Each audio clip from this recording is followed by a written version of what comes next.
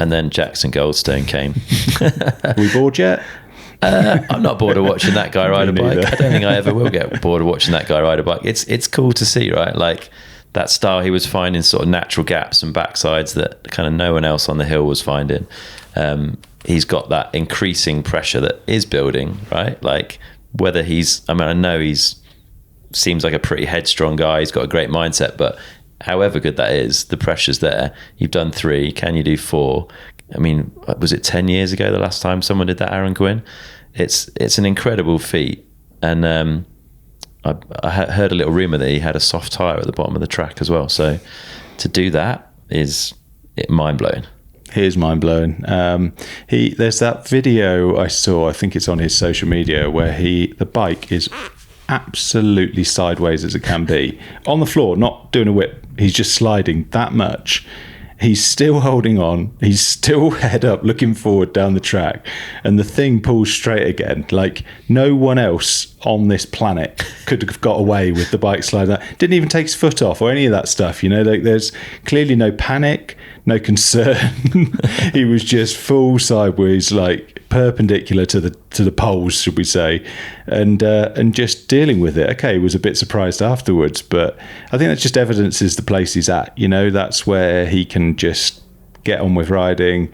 If he's comfortable with it at 90 degrees, then slight slides are going to be fine. And I think this track, to summarize this track, and I didn't probably realize that on day one, but learned it as the week went on, is that this track is a track where you've got to be comfortable in the uncomfort. If you want it to be all perfect and your wheels not sliding, you're going to be going way too slow. So if he can slide that much, going back to that point, then he's very comfortable in all situations on this track, and therefore he wins. Does anyone know if we've had 5 in a row before? It's a stat that I don't know. I don't think so. Okay. Aaron had the record with 4 in a row. So if he goes again in Andorra, that would be a new record. Yeah, which I think of all the tracks we've been racing, like that's going to be a tough one. But to be honest, though, I would have said Ludenville would have been tough as well, or Leogang with the motorway. But Andorra's one where I think the guys like Loris and Loic will be really firing. Like Loic was so fast at Worlds last year on that track. Yeah. And it's a track where I think Jackson separates himself on some of those steeper, really gnarlier sections where there's more to separate riders, and on that Andorra track there isn't as much of that. It's more flat out. It's not the track that's that hard to ride, but at a race pace obviously gets difficult.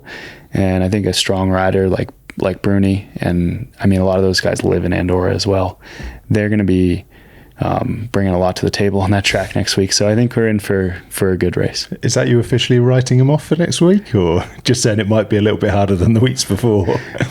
I'm just saying that I don't know if the win every race this season is going to continue. He's going to have a hard order. But to be fair, like I look at this track in Val di Sole and I think, Jackson's going to be really tough to beat. And then I look at Andorra and say, okay, these guys are going to have something for him this weekend. Yeah, I think that's a fair comment. It's going to be really interesting either way. Like, it's going to be a good race to watch.